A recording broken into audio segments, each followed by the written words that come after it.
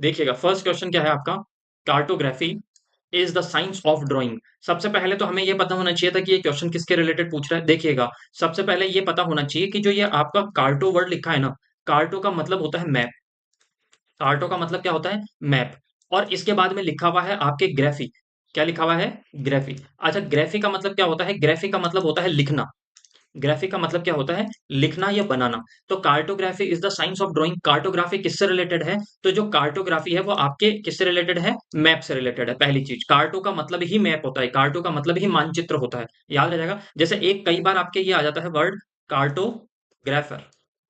Cartographer, देखो कार्टो का मतलब क्या होता है, मानचित्र। और ग्राफर का मतलब बनाने वाला, जो आपके मानचित्र बनाता है, ये मानचित्र ड्रॉ करता है, उसे हम किस नाम से जानते हैं, कार्टोग्राफर। तो कार्टो जिस भी शब्द के आगे आएगा, जिस भी वर्ड के आगे आएगा, उसका मतलब होगा मैप। याद रह जाएगा। तो a person who draws maps is called cartographer, पहली चीज। अब देखिए इसमें ऑप्शन कौन कौन से दिए गए थे। इसमें ऑप्शन दिया गया था आइसोबार्स, आइसोथर्म्स और विलेज लाइफ साइंस है ना, सीन्स। Village life scenes. अब विलेज लाइफ सीन्स का तो यहाँ पे कोई सेंस नहीं निकल रहा कि सीन्स का मतलब क्या होता है, जो दृश्य होते हैं आपके वो, और कौन से दृश्य जो आपकी विलेज लाइफ से रिलेटेड है, तो ये चीज तो आपकी कोई मतलब की नहीं है। अब आइसोबार और आइसोथर्म्स में आप मतलब समझिएगा। ये जो आइसो है ना, इस आइसो यहाँ पे मैं लिख देता हूँ आपके, अगर किसी भी शब्द के अगर आगे आइसो लग रहा है, इस आइसो का मतलब होता है एक जैसा। आइसो का मतलब क्या है, एक जैसा। सबसे पहले समझिएगा, आइसो का मतलब होता है एक जैसा। और बार्स का, आइसो बार्स का मतलब क्या हो जाता है, आइसो बार्स का मतलब होता है, जो आपका सपोज ये मैंने ले लिया, ये आपके ग्लोब ले ली। क्या ले लिया, ग्लोब, ठीक है, या कोई पृथ्वी का मानचित्र ले लिया। इस पृथ्वी के मानचित्र पर सपोज यहाँ पे अगर आपका इंडिया है, ठीक है, यहाँ पे आपका इंडिया है, ठीक है, और यहाँ पे मान लिया कि यहाँ पे कोई आपका ऑस्ट्रेलिया कंट्री है। अब यहाँ पे इनके बीच में एक रेखा खींची जाती है, और वो एक ऐसी रेखा जो समान एयर प्रेशर वाले, समान वायु दाब वाले क्षेत्रों को जोड़ती है, उसे हम जानते हैं आइसोबार्स के नाम से। क्या, एक ऐसी जगह है जो समान आपके वायु दाब वाले क्षेत्रों को, समान वायु दाब वाले क्षेत्रों को जोड़ने वाली जो एक रेखा होती है, जो लाइन होती है, जो सेम इक्वल एयर प्रेशर वाले आपके जो जिनको जोड़ती है, उनको उसे आइसोबार्स के नाम से जानते हैं। अब फिर से इस शब्द में आ गया आपके आइसो। अब आइसो का मतलब वापस क्या हो गया, आइसो का मतलब हो गया एक जैसा। ठीक है, क्या, एक जैसा। और थर्मस, ठीक है, थर्म्स का मतलब होता है तापमान से रिलेटेड। किससे रिलेटेड, तापमान से रिलेटेड। अब देखो जहां पे एक जैसे तापमान को जोड़ने वाली जो रेखा होगी, उसे हम किस नाम से जानते हैं, आइसोथर्म्स के नाम से जानते हैं। किस नाम से जानते हैं, आइसोथर्म्स के नाम से जानते हैं। आइसो का मतलब एक जैसा, बार्स का मतलब एक ऐसी रेखा जो समान वायु दाब वाले क्षेत्रों को जोड़ती है, वो आइसोबार्स कहलाते हैं। और आपके आइसो का मतलब एक जैसा, थर्म्स का मतलब होता है जो समान वायु ताप वाले जो समान तापमान वाले, वायु ताप नहीं, समान तापमान वाले क्षेत्रों को जो लाइन जोड़ती है, उसे आइसोथर्म्स के नाम से हम जानते हैं। इतनी चीजें याद रह जाएगी आपको। ठीक है, नेक्स्ट देखिएगा। A nation or a person engaged in war और conflict as a recognised by international law. सबसे पहले तो इस क्वेश्चन को समझिएगा। अ नेशन, एक देश, और अ पर्सन इंगेज्ड, इंगेज्ड का मतलब होता है व्यस्त रहना। क्या रहना, व्यस्त रहना या सम्मिलित रहना। इन वॉर, चाहे एक व्यक्ति हो, चाहे अ पर्सन, और चाहे अ नेशन, अगर वो इंगेज है किसके अंदर, वॉर के अंदर। और कॉन्फ्लिक्ट एज रिकॉग्नाइज्ड, है ना, और कॉन्फ्लिक्ट का मतलब होता है दो जनों के बीच के जो विवाद होता है। रिकॉग्नाइज्ड बाय इंटरनेशनल लॉ, जिसको किसके द्वारा रिकॉग्नाइज्ड किया गया है, इंटरनेशनल लॉ के द्वारा। ठीक है, कोई भी व्यक्ति, कोई भी देश किसी वार के अंदर हो, या फिर कोई ऐसा मुद्दा जिसको इंटरनेशनल लॉ ने भी माना है कि यह मुद्दा है, उसके अंदर कोई भी क्या रहे, सम्मिलित रहे, उनको हम किस नाम से जानते हैं। तो ऑप्शन दिया गया था, वन दिया गया था आपके क्रूसेड, दूसरा दिया गया था आपके बेलीग्रेंट, तीसरा दिया गया था आपको एनार्की, और चौथा दिया गया था सेक्रेल्स। ठीक है, अब समझिएगा सेक्रेल्स का मतलब क्या होता है। सेक्रेल्स का मतलब होता है पवित्र। सेक्रेल्स का मतलब क्या होता है, पवित्र। ठीक है, याद रह जाएगा, पवित्र। जो ये पवित्र होने की जो प्रक्रिया है, जैसे मैंने कहा कि गंगा नदी में जाते हैं, तो गंगा नदी में क्यों कहते हैं कि गंगा नदी में नहाने से आप क्या हो जाते हो, पवित्र हो जाते हो, तो वो जो पवित्र होने की जो प्रोसेस है, दैट इज कॉल्ड सेक्रेंस। याद रह जाएगा। फिर होता है आपका एनार्की। एनार्की का मतलब होता है अराजकता। एनार्की का मतलब क्या होता है, अराजकता। अब देखो अराजकता का मतलब क्या हो गया, अराजकता का मतलब हो गया एक ऐसा एरिया जिसमें कोई भी लॉ एंड ऑर्डर क्या हो जाए, वहां पर क्या हो जाए, फेल हो जाए। ठीक है, a place where law and order becomes fail. ठीक है, तो फेल हो जाते हैं, तो उसे किस नाम से जाना जाता है, एनार्की। ठीक है, एग्जाम्पल के तौर पर, अगर कोई एक ऐसी कंट्री है जहां पर क्या कर दिया, तख्ता पलट हो गया। तख्ता पलट का मतलब होता है कि वहां पर जो राष्ट्रपति था, उस राष्ट्रपति का अब शासन नहीं रहा, या प्रधानमंत्री का शासन नहीं रहा, वहां पे कोई भी कानून व्यवस्था नहीं रही, लोग एक दूसरे को लूट रहे हैं, मार रहे हैं। ठीक है, तो वो एनार्की का क्या था, एनार्की। जैसे इसका बहुत अच्छा एग्जाम्पल था अफगानिस्तान। तो एनार्की का मतलब होता है अराजकता, जहां पे क्या हो जाए आपके लॉ एंड ऑर्डर आपके क्या हो जाए, फेल हो जाए, लॉ एंड ऑर्डर क्या हो जाए आपके, फेल हो जाए, तो उसे एनार्की के नाम से जाना जाता है। ठीक है। और जो ये लॉ एंड ऑर्डर को फेल करने में जो व्यक्ति होते हैं उन्हें एनार्किस्ट के नाम से जाना जाता है, पहली चीज।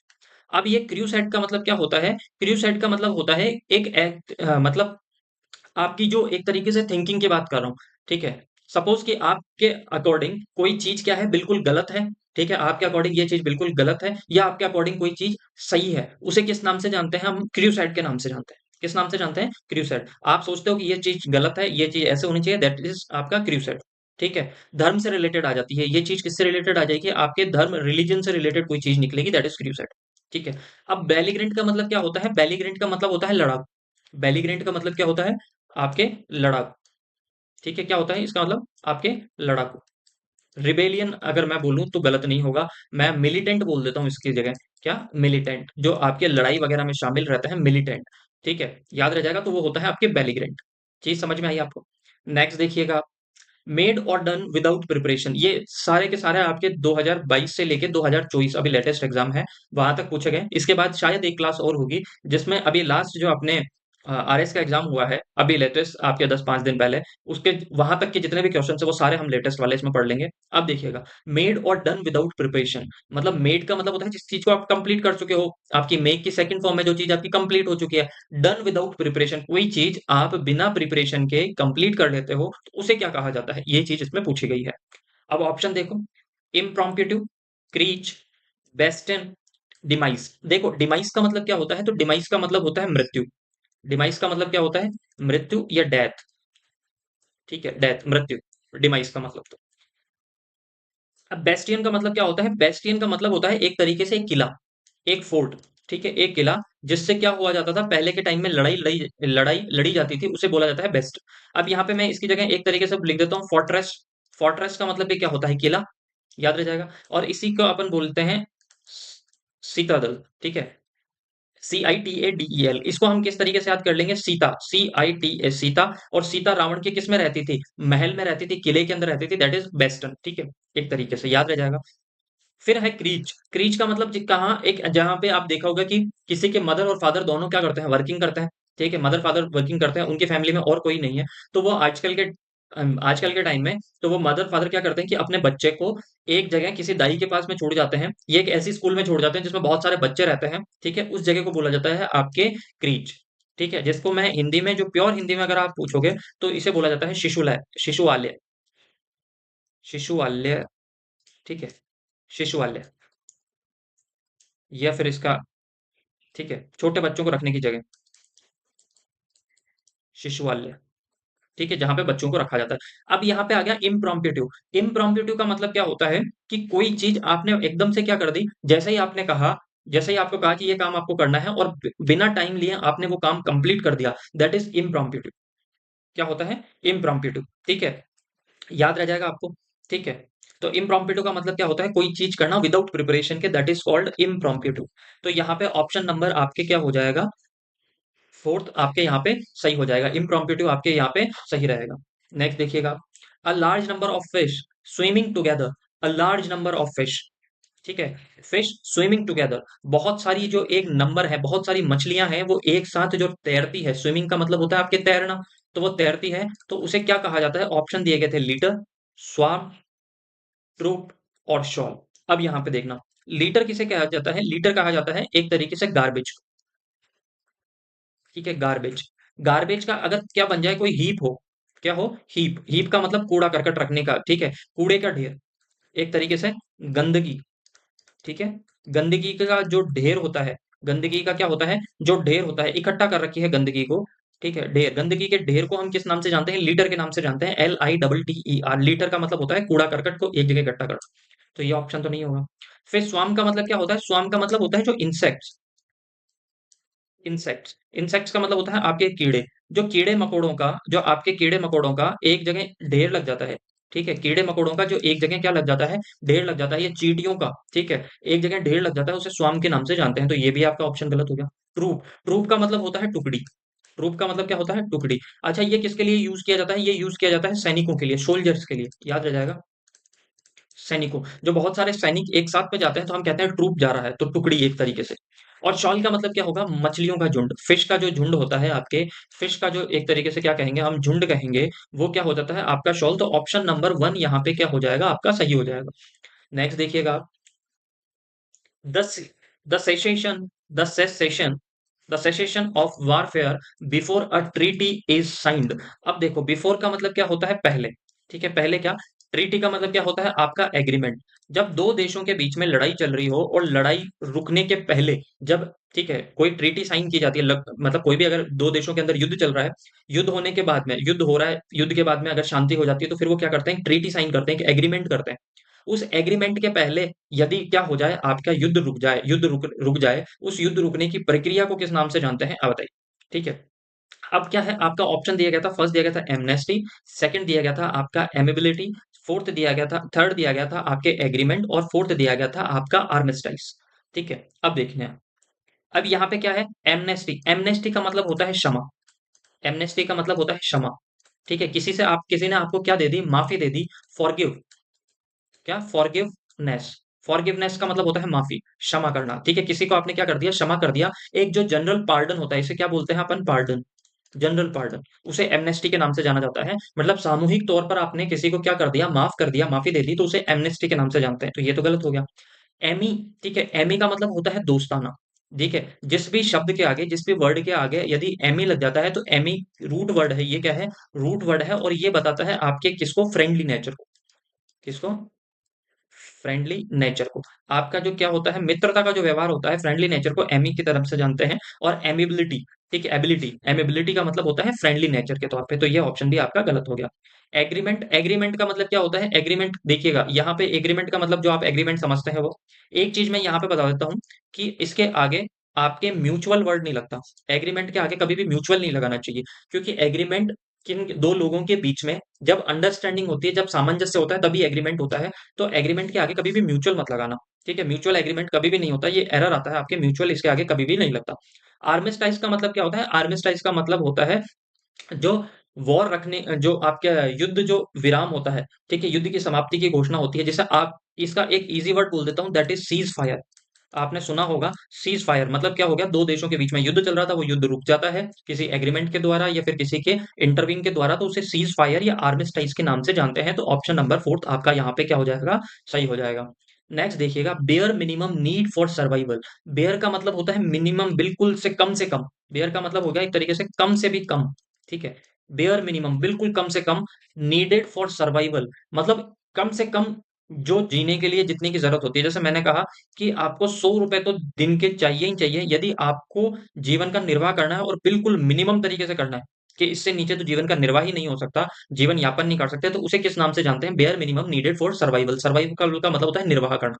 ऑप्शन कौन कौन से दिए गए थे? सप्लीमेंट, सस्टेनेबल, सबसिस्टेंस और सस्टेनेंस। अब देखिएगा सप्लीमेंट, अब अगर आप में से कोई जिम वगैरह जाते हैं, ठीक है, जिम, जैसे मैंने कहा कि अगर आपको किसी को वीकनेस हो गई, कमजोरी आ गई, तो लोग आपको कहते हैं कि आप क्या कीजिए? दूध पीजिए। ठीक है, और इसके साथ साथ में आप क्या कीजिए? दवाइयां भी लीजिए। तो देखो, दूध तो आपकी ताकत को बढ़ा ही रहा है। इसके अलावा अगर आप क्या वीकनेस को दूर करने के लिए अगर कोई दवाइयां ले रहे हो, तो वो एक तरीके से सप्लीमेंट है। मतलब इसका मतलब क्या हो गया? आप एक्स्ट्रा में कुछ ले रहे हो। तो सप्लीमेंट का मतलब होता है एक्स्ट्रा। सस्टेनेबल का मतलब होता है कंटिन्यू। सस्टेनेबल का मतलब होता है कंटिन्यू, लगातार आपकी continue, continue.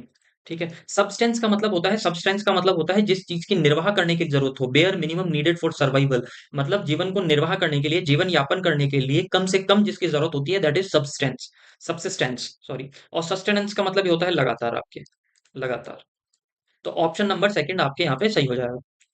Free from disturbance, कोई भी चीज क्या हो, किस चीज से फ्री हो? डिस्टरबेंस से फ्री हो, किसी के डिस्टरबेंस से फ्री हो, उसे किस नाम से जाना जाता है? तो ऑप्शन दिए गए थे एजिटेटेड, इसे क्या बोला जाता है? एजिटेटेड। एजिटेटेड का मतलब होता है किसी चीज को बहुत ज्यादा बढ़ा देना, किसी चीज को क्या कर देना? ओवर कर देना, एक तरीके से मतलब क्या कर देना? ओवरडन कर देना, मतलब किसी चीज को क्या कर देना? आपको बहुत ज्यादा एक्स्ट्रा कर देना। एजिटेटेड, तो ये तो होगा नहीं। वायलेंट का मतलब क्या होता है? वायलेंट का मतलब होता है एक तरीके से हिंसक, लड़ाई झगड़ा, वॉयलेंट। ठीक है, वॉयलेंस है, वॉयलेंट। ठीक है, ये भी नहीं होगा। ट्रैंक्विल, देखो इसको मैंने आपको शब्द को याद करवा देता हूँ। यहाँ पे आया है ट्रैंक्विल। अब इसमें एक वर्ड पकड़ लीजिएगा आप, ट्रेन। जब ट्रेन आती है, बुलेट ट्रेन वगैरह, ये बिल्कुल इस तरीके से आती है कि आदमी को पता ही नहीं लगता, एकदम शांति से आती है। तो ट्रैंक्विल का मतलब होता है पीस। ट्रैंक्विल का मतलब क्या होता है? पीस, शांति। या फिर इसके लिए एक वर्ड और लिख देता हूँ, दैट इज सरप्टियस। सरप्टियस, सर्प कैसे आते हैं? सर्प भी शांति से आते हैं, तो सरप्टियस का मतलब भी होता है शांति, चुपचाप, ठीक है? और केहोटिक का मतलब होता है शोरगुल करना, एकदम से क्या करना? कि क्या करना आपके? शोरगुल करना, शोरगुल करना, ठीक है? शोरगुल करना केहोटिक, ठीक है? नॉइज़ी एक तरीके से, नॉइज़ी, ठीक है? याद रह जाएगा। अब फ्री फ्रॉम डिस्टर्बेंस, कोई चीज़ क्या है? डिस्टर्बेंस से फ्री है, कोई डिस्टर्ब करने वाला नहीं है, इसका मतलब शांति होगी, तो यहाँ पे ऑप्शन नंबर सेकंड आपके क्या हो जाएगा? सही हो जाएगा, याद रह जाएगा। फिर नेक्स्ट देखना, involving death or violence in a way that is strange, frightening or unpleasant. Involving death मतलब क्या है? death क्या हो? involve हो, और violence in a way that is strange, frightening और unpleasant, that is आपके मैकबरी, ठीक है? मैकबरी देखो, मार्टियर का मतलब होता है शहीद, मार्टियर का मतलब क्या होता है आपके? शहीद, मार्टियर का मतलब होता है शहीद, याद रह जाएगा। मार्टियर का मतलब होता है शहीद, जो जिसने अपने कास्ट के लिए और अपने देश के लिए क्या कर दिया हो, अपने सेक्रीफाइस कर दिया हो, वो होता है मार्टियर। मैकबरे, मैकबरे का मतलब एक इसको याद कर लेना, मैकबरे को आप में साउंड आ रहा है मकबरे, और मकबरे क्या है? मकबरे क्या होता है? इन्वॉल्विंग डेथ, उसमें क्या होती है? डेथ इन्वॉल्व होती है भाई, मरने के बाद कहाँ जाता है? मकबरे में, और डरावना भी होता है। और अनप्लीजेंट, वहां पे जाके आपको बहुत ज्यादा मजे आते हैं क्या किसी के मकबरे पे जाने के? अनप्लीजेंट लगता है, तो दैट इज मैकबरे। तो ऑप्शन नंबर सेकंड यहाँ पे। हैंगर का मतलब क्या होता है? हैंगर का मतलब होता है जहां पे प्लेन्स रखे जाते हैं, जहां पे आपके हवाई जहाज रखे जाते हैं, हवाई जहाज रखे जाते हैं, उसे किस नाम से जानते हैं? हैंगर के नाम से जानते हैं। और डेस्टिट्यूट, तो डेस्टिट्यूट को हम कैसे याद करेंगे? कौन से देश टूट जाते हैं? डेस्टिट्यूट, कौन से देश टूट जाते हैं? कौन से देश टूट जाते हैं? कौन से देश डेस्टिट्यूट हो जाते हैं? तो डेस्टिट्यूट का मतलब होता है गरीब, डेस्टिट्यूट का मतलब क्या होता है? गरीब, पुअर, याद रह जाएगा, गरीब या पुअर, इस तरीके से आप याद कर सकते हो। तो कौन से देश टूट जाते हैं? जो डेस्टिट्यूट हो जाते हैं, जो गरीब हो जाते हैं, जो पुअर हो जाते हैं, ठीक है? याद रह जाएगा। तो ऑप्शन नंबर इसमें सेकंड आपके यहाँ पे करेक्ट हो जाएगा। नेक्स्ट देखिएगा, a killing of one person by the other is called. देखो, एक व्यक्ति के द्वारा दूसरे को मारा जाता है, उसे किस नाम से जानते हैं? अब यहाँ पे तीन चार चीजें समझिएगा। सबसे पहले, जिस भी शब्द के लास्ट में, जिस भी शब्द के लास्ट में, जिस भी वर्ड के लास्ट में CIDE लग रहा हो, इस साइड का मतलब ही होता है हत्या। साइड का मतलब क्या होता है? हत्या। जैसे मैंने बोला रेजिसाइड, रेजिसाइड, रेजिसाइड का मतलब क्या हो गया? आपके राजा की हत्या। आर से याद रख लेना राजा, तो राजा की हत्या को किस नाम से जानते हैं अपन? रेजिसाइड, राजा की हत्या, ठीक है? वैसे ही अगर मैंने बोल दिया मेट्रिसाइड, मेट्रिसाइड, मेट्रिसाइड का मतलब क्या हो गया? साइड जिसके लास्ट में लग रहा है, इसका मतलब हत्या। मेट्रिसाइड का मतलब माँ की हत्या, किसकी? माँ की हत्या। वैसे ही एक शब्द और लगा दिया मैंने, होमिसाइड। क्या लिख लिया? होमिसाइड। अब साइड का मतलब क्या होता है? हत्या, और होमी का याद रख लेना ह्यूमन। ह्यूमन का मतलब क्या होता है? मानव। जब मानव की हत्या होती है तो उसे किस नाम से जानते हैं हम? होमिसाइड। अब यहाँ पे ऑप्शन कौन कौन से दिए थे? फर्स्ट दिया गया था आपका ओमिनस, होमिसाइड, होमोजेनाइज और इम्प्रॉम्प्टिव। देखो, इम्प्रॉम्प्टिव का मतलब होता है बिना तैयारी के कोई क्या करना, आप क्या क्या करना, कोई काम कर देना। अभी इससे पहले पढ़ा था हमने कि बिना प्रिपरेशन के कोई काम कर देना, दैट इज इम्प्रॉम्प्टिव, फटाफट। तो ये तो ऑप्शन होगा नहीं।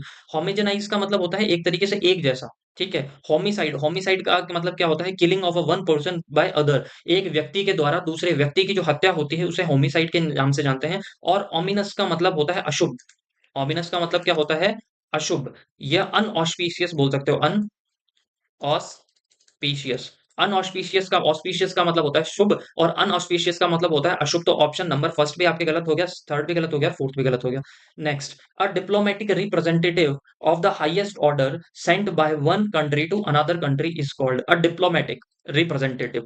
एक जो आपके कूटनीति के तौर पर आपके क्या कर रहा है? रिप्रेजेंट कर रहा है, आपके कंट्री को रिप्रेजेंट कर रहा है कूटनीतिक तौर पे। जैसे देखा होगा, जिसको अपन हिंदी में बोलते हैं राजदूत। अब ये राजदूत क्या होते हैं? देखो, पहले के टाइम में राजा की तरफ से जो दूत भेजे जाते थे, मानो एक राजा की तरफ से दूसरे राज्य के राजा को कोई कोई संदेश भेजा जाता था, तो कौन लेके जाते थे? राजदूत लेके जाते थे। राजा का जो दूत होता था उसे ही इंग्लिश में बोला जाता है एम्बेसडर। अब देखिएगा, और डिप्लोमेटिक रिप्रेजेंटेटिव, जो एक कूटनीति के तौर पे क्या कर रहा है? पेश कर रहा है, रिप्रेजेंट कर रहा है किसको? ऑफ द हाईएस्ट ऑर्डर, किस पोस्ट पे? बहुत हाईएस्ट ऑर्डर, हाईएस्ट पोस्ट पे, sent by one country to another country, एक कंट्री से दूसरी कंट्री में, जो आपके देश को, आपके राज्य को जो क्या कर रहा है? हाईएस्ट पोस्ट पे क्या कर रहा है? रिप्रेजेंट कर रहा है, उसे किस नाम से जानते हैं? उसे जाना जाता है आपके एम्बेसडर के तौर पे। अब थीस्ट का मतलब क्या होता है? थीस्ट का मतलब होता है एक व्यक्ति जो भगवान में विश्वास करता है। A person who believes in God is called theist. मतलब क्या होता है? जो भगवान में विश्वास करता है। मैं यहाँ पे लिख लेता हूँ आपके, भगवान में विश्वास करने वाला, भगवान में विश्वास, ठीक है? भगवान में विश्वास करने वाला, या फिर मैं बोल दूं बिलीव इन गॉड, ठीक है? इज कॉल्ड आपके believe, ईवीई, BELIEVE, believe, believe in God, भगवान के अंदर जो विश्वास करता है उसे हम किस नाम से जानते हैं? थीस्ट के नाम से। ठीक है, तो ये भी नहीं होगा। अब यहाँ पे एनार्किस्ट, एनार्किस्ट का मतलब होता है जो अराजकता फैलाने वाला जो व्यक्ति होता है, जो लड़ाई दंगे करता है। ठीक है, इसके लिए एक अच्छा वर्ड लिख देता हूं मैं आपके, रिबेलियन। क्या? रिबेलियन, रिबेलियन का मतलब क्या होता है? जो एक तरीके से दंगा करने वाला व्यक्ति। ठीक है, याद हो जाएगा। एलिनिस्ट का मतलब क्या होता है? एलिनिस्ट का मतलब होता है साइकियाट्रिस्ट, साइकियाट्रिस्ट जो दिमाग की वगैरह की आपकी जो जांच करता है। ठीक है, साइकेट्रिस्ट, PSYCHITRIST, साइकेट्रिस्ट, साइकेट्रिस्ट का मतलब होता है जो दिमाग, मनोवैज्ञानिक जिसे अपन बोलते हैं। अब इसमें याद रखना आप कि साइकेट्रिस्ट को स्पेलिंग चालू किससे होती है? पी से होती है, PSYCHITRI, साइकेट्रिस्ट, साइकेट्रिस्ट। फिर तो यहाँ पे ऑप्शन नंबर आपका सेकंड भी यहाँ पे गलत हो जाएगा, तो थर्ड आपके यहाँ पे सही रहेगा। A thing that is fit to be eaten, एक थिंग, अ थिंग, एक वस्तु, दैट इज फिट, जो कि क्या है? योग्य है, किसके लिए? टू बी ईटन, खाने के योग्य है, उसे किस नाम से जानते हैं? देखो, एक्सप्लिसिट ऑप्शन दिया था, पॉपुलर दिया था, फ्रूगल दिया था और इडाइबल दिया था। देखो, फ्रूगल को होता है एक तरीके से कंजूस, पर इसे कंजूस नहीं बोलेंगे। फ्रूगल का मतलब होता है कि जितना पैसों की जरूरत है उतना ही खर्च करने वाला, उसे बोला जाता है फ्रूगल। हिंदी के अंदर इसका एग्जैक्टली वर्ड होता है मितव्ययी। ठीक है, फ्रूगल। तो फ्रूगल का एक अगर सिनोनिम्स आप मेरे से पूछोगे तो इसका सिनोनिम्स होता है इकोनॉमिकल। क्या? इकोनॉमिकल, जितनी जरूरत है उतने ही पैसे खर्च करना वाला वो होता है फ्रूगल। तो ऑप्शन नंबर ये भी गलत है आपके स्कोर। पॉपुलर, पॉपुलर का मतलब होता है जो चीज क्या हो गई हो, चीज फेमस हो गई हो, जो प्रसिद्ध हो गई हो, उसे बोलते हैं हम क्या? पॉपुलर। अब एक्सप्लिसिट, अब एक्सप्लिसिट को देखो कैसे याद करोगे, एक बताओ। अगर मैं आपसे कहूं कि एचडीएफसी की पॉलिसी ले लो, आप मना कर दोगे। फिर मैं आपसे कहूंगा कि एलआईसी की ले लो, तो आप कहोगे कि हाँ, एलआईसी के बारे में तो सोच सकता हूं मैं, क्योंकि एलआईसी की जो पॉलिसी है वो क्या है? एक्सप्लिसिट है। एक्सप्लिसिट का मतलब है क्लियर कट है, साफ सुथरी बात है कि भाई एलआईसी पे हम विश्वास करते हैं। क्लियर कट बात यह है कि ये पैसा खाकर नहीं भागेगी, तो वो होता है क्लियर कट, एकदम से, है ना? स्ट्रेट फॉरवर्ड भी मैं बोल सकता हूँ, स्ट्रेट फॉरवर्ड। स्ट्रेट फॉरवर्ड का मतलब भी क्या होता है आपके? एक्सप्लिसिट। और इडाइबल, जो क्या हो? खाने के योग्य हो, पैलेटेबल जिसे अपन कहते हैं। तो ऑप्शन नंबर आपके वन यहाँ पे क्या हो जाएगा? सही हो जाएगा। क्या ये आपके पैलेटेबल है? PLATABLE, palatable. पैलेटेबल का मतलब भी क्या होता है? जो खाने योग्य हो आपके। तो ऑप्शन नंबर वन आपके यहाँ पे सही हो जाएगा।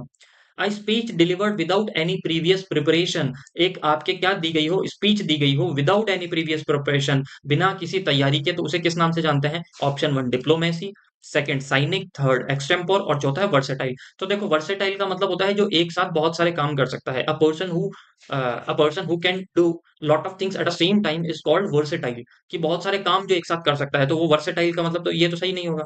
साइनिक का मतलब होता है एक तरीके से सनकी, एक तरीके से क्या होता है? सनकी, पागल, फैनेटिक जिसे बोल सकते हैं अपन, फैनेटिक, पागल, सनकी, है ना? डिप्लोमेसी, डिप्लोमेटिक से रिलेटेड आती है, कूटनीतिक से। तो ऑप्शन बचा आपके एक्सटेम्पोर। एक्सटेम्पोर का मतलब होता है बिना तैयारी के भाषण देना। क्या? आपके बिना प्रिपरेशन, बिना प्रिपरेशन के स्पीच देना। क्या देना? बिना प्रिपरेशन के आपके स्पीच देना, उसे किस नाम से जानते हैं अपन? एक्सटेम्पोर के नाम से, याद रह जाएगा। अ वे ऑफ स्पीकिंग और writing that make someone sound bigger और बेटर देन दे आर, मतलब आपके एक बोलना और लिखना इस तरीके से, इस मतलब किसी व्यक्ति के बारे में इस तरीके से बोलना और लिखना जो वो है उससे भी बड़ा चढ़ाकर अगर कोई चीज आपने बोली है, दैट इज हाइपरबोल, हाइपर। ठीक है, अब कैसे याद रखेंगे? उसके बारे में बोले हैं, BOLE, बोले हैं, कैसे? हाइपर, बहुत ज्यादा, दैट इज हाइपरबोल। तो अ वे ऑफ स्पीकिंग, बोलने का वो तरीका, और लिखने का वो तरीका, दैट मेक समवन, जो कि बनाता है किसी को क्या? साउंड बिगर, बहुत बड़ा, बेटर, अच्छा, देन दे आर, जो वो हैं उससे भी बहुत ज्यादा better banana, that is hyperbole. याद आ जाएगा। बी लिटिल, अंडरस्टेटमेंट और मेसुस का मतलब होता है किसी को क्या करना? कम आंकना या कम करना, कम आंकना, याद रहेगा। तो ऑप्शन नंबर वन आपके यहाँ पे सही होगा। Someone who walks in sleep, ठीक है, एक वह व्यक्ति जो क्या करता है? नींद में भी चलता है, उसे किस नाम से जानते हैं? तो आपके देखिएगा ऑप्शन कौन कौन से दिए गए हैं। ऑप्शन दिया गया है रिक्लूज, टर्मैग्नेंट, फिलोगैनिस्ट, ठीक है, और सोमनाम्बुलिस्ट।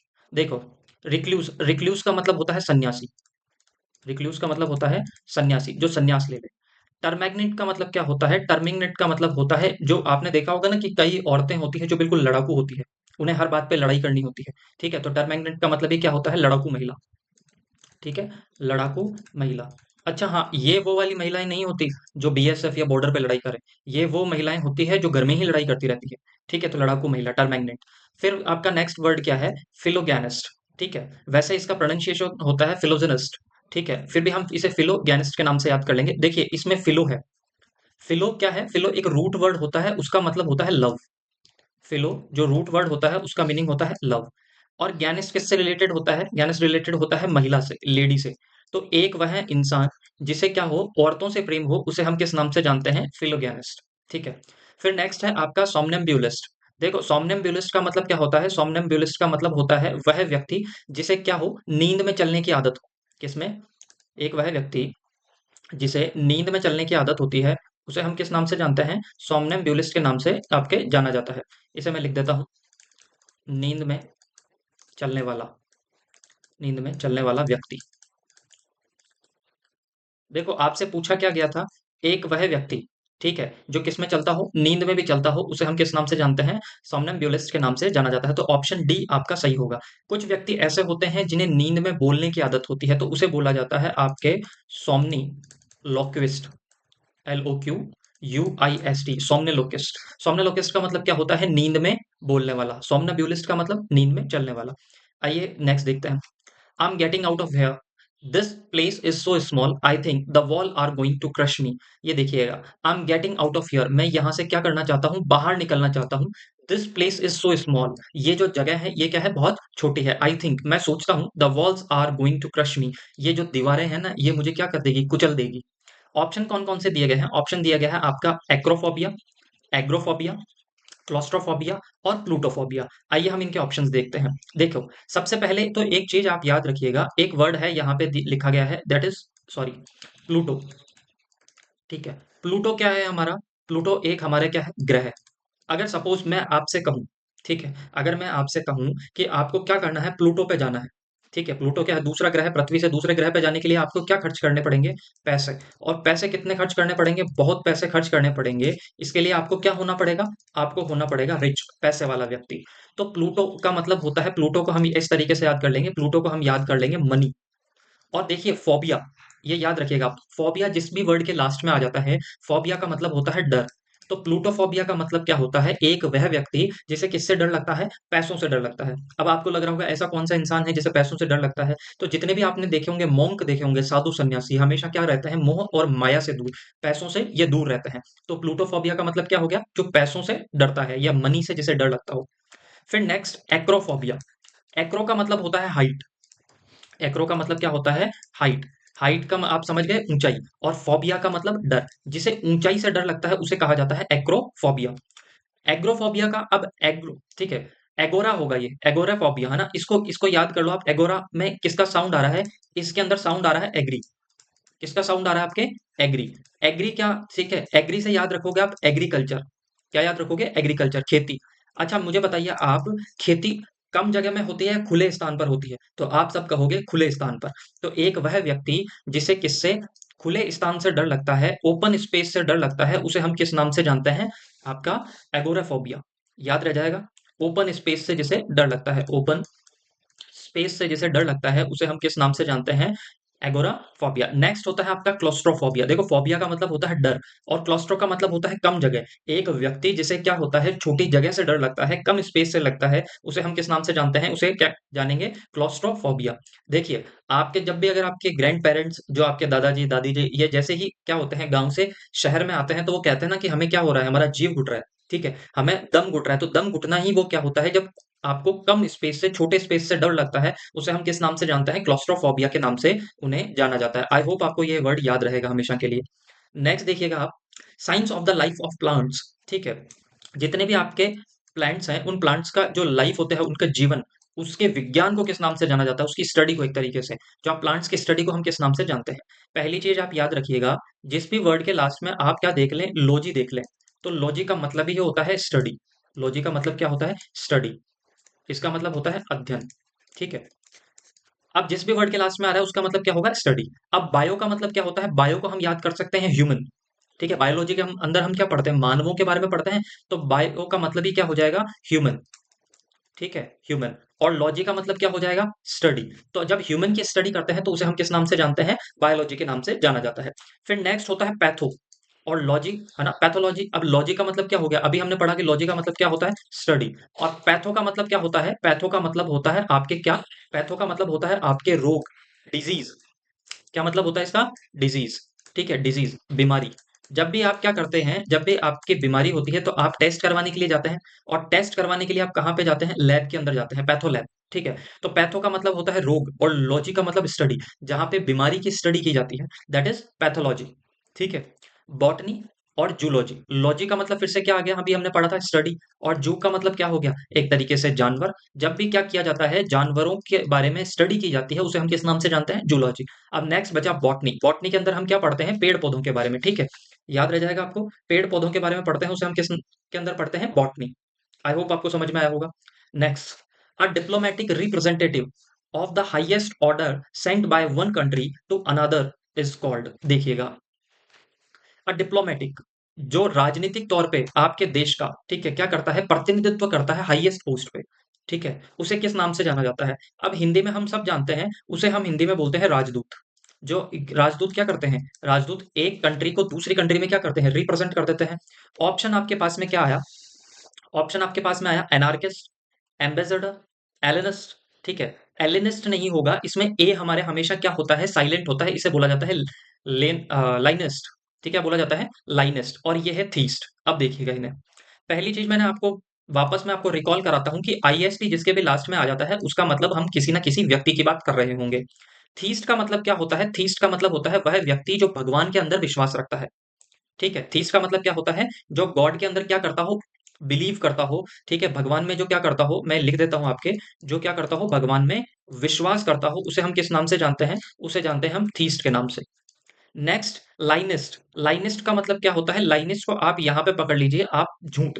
लाइनिस्ट को, लाई का मतलब क्या होता है? झूठ। ठीक है? जो झूठ बोलने वाले को, ठीक है, जो झूठ बोलने वाले को क्या कर लेता है? झूठ वाले बोलने वाले को इजीली पकड़ लेता है, जिसको हम बोलते हैं एक तरीके से मनोचिकित्सक, जो आपकी मन की बात पढ़ लेता है। तो लाई से याद रह जाएगा लाइनिस्ट। जैसे ही आपने झूठ बोला और उसने आपको क्या कर लिया? आपको पकड़ लिया, तो वो क्या हो गया? लाइनिस्ट। ठीक है? याद रह जाएगा।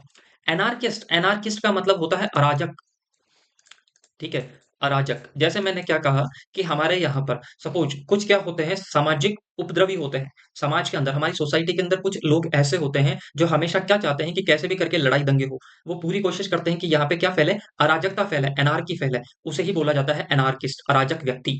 ठीक है? अराजक व्यक्ति लिखने की कोई जरूरत नहीं है। अराजक का मतलब ही होता है व्यक्ति। ठीक है? जो अराजकता फैलाता है, जो लड़ाई दंगे करवाता है। ठीक है? एम्बेसडर, और एम्बेसडर का मतलब होता है राजदूत। इस वर्ड को आप अच्छे से याद रखिएगा, कई बार ये स्पेलिंग मिस्टेक्स के अंदर भी आ जाता है।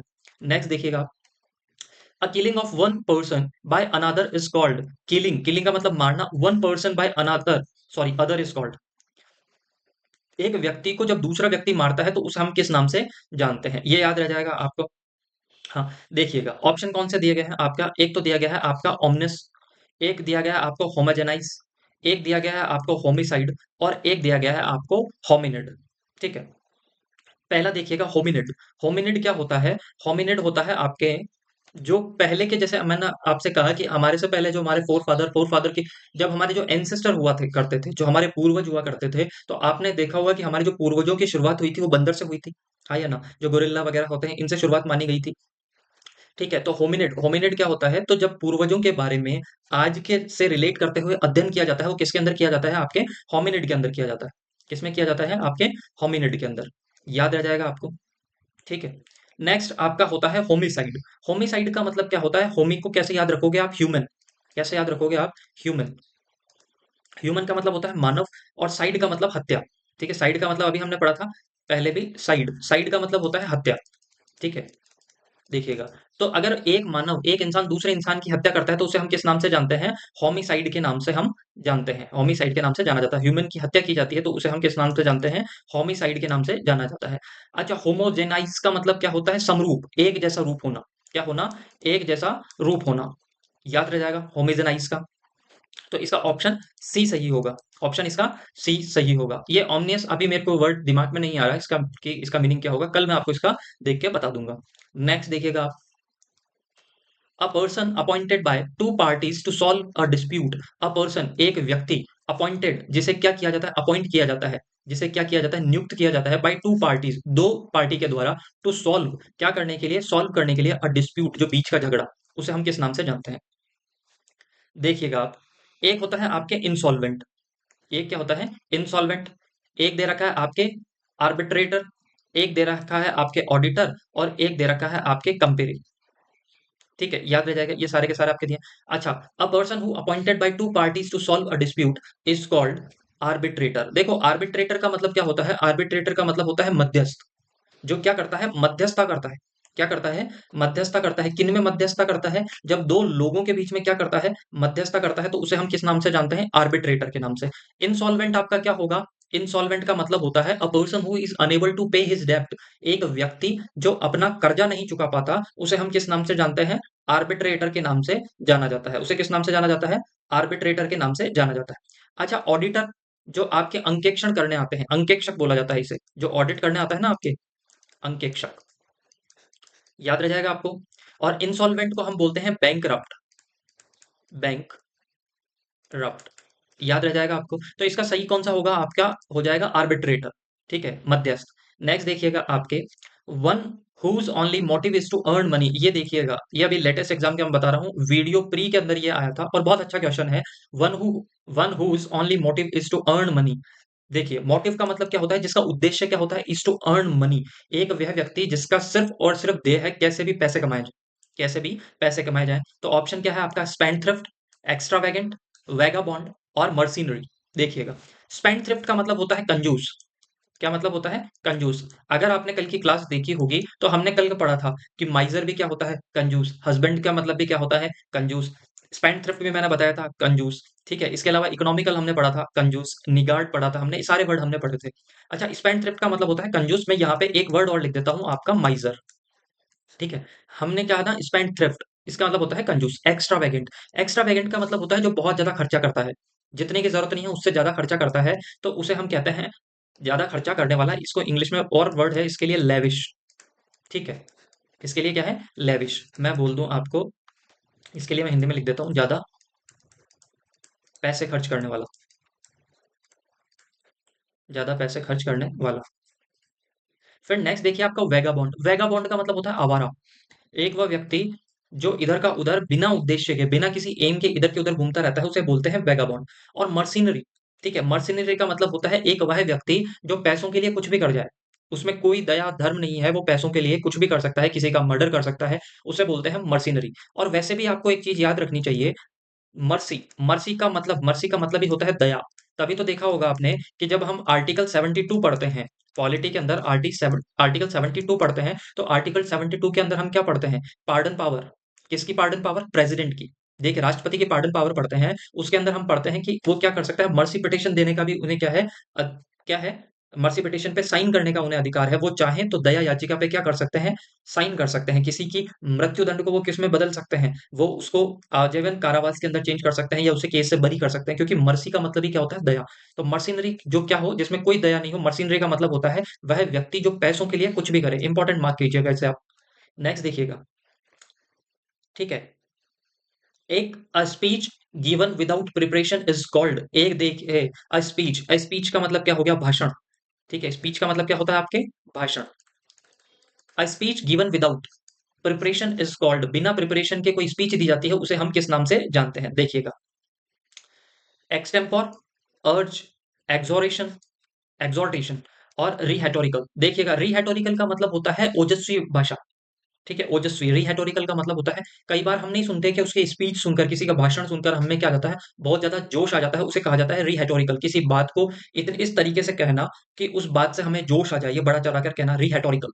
ठीक है, याद रह जाएगा आपको। एक्सॉर्टेशन का मतलब होता है किसी को क्या करना? एक्सप्लॉइट करना, किसी पे प्रेशर डालना। ठीक है, अर्ज का मतलब होता है किसी चीज की बहुत ज्यादा इच्छा होना। अर्ज का मतलब होता है बहुत अधिक इच्छा होना, अर्ज होना, बहुत अधिक इच्छा होना, बहुत अधिक इच्छा होना, उसे कहते हैं हम अर्ज। ठीक है, रिहेटोरिकल एक तरीके से ओजस्वी भाषण, इसे कहा जाएगा आपके ओजस्वी भाषण। ठीक है, एक्सॉर्टेशन का मतलब होता है किसी को प्रेशराइज करना। ठीक है, एक्सटेम्पोर का मतलब होता है बिना। ठीक है, speech given without preparation is called. देखो, एक्सटेम्पर का मतलब होता है बिना तैयारी के भाषण देना। ठीक है, जैसे ही कहा आपको कि आपको स्पीच देनी है और आपने speech the, that is extempore. ठीक है, इसे इम्प्रॉम्प्टू भी बोला जाता है। नेक्स्ट देखिएगा, glass is hard but easily broken. ये रीट के अंदर अभी 2022 के अंदर ये क्वेश्चन पूछा गया था, glass is hard but easily broken. ये क्या है? जो ग्लास है, ये ग्लास है, हार्ड तो है, ठीक है, कठोर तो है, पर इसे क्या किया जा सकता है, आसानी से तोड़ा जा सकता है, उसे हम किस नाम से जानते हैं? देखिए ऑप्शन डेलिकेट, सॉफ्ट, ब्रिटल और ट्रांसपेरेंट। इधर देखिएगा आप, ट्रांसपेरेंट का मतलब क्या होता है? जो ट्रांसपेरेंट का मतलब होता है जिसके आर पार आप देख सकते हो। ठीक है, जैसे हम कई बार हमारी जो ये सब्जी की जो पॉलीथीन आती है, इसके एक पार से दूसरे पार देख सकते हो आप, ये होता है ट्रांसपेरेंट। ठीक है, एक तरफ से दूसरी तरफ देख लेना। फिर नेक्स्ट है आपके सॉफ्ट। सॉफ्ट का मतलब होता है नाजुक। सॉफ्ट का मतलब क्या हो गया? नाजुक।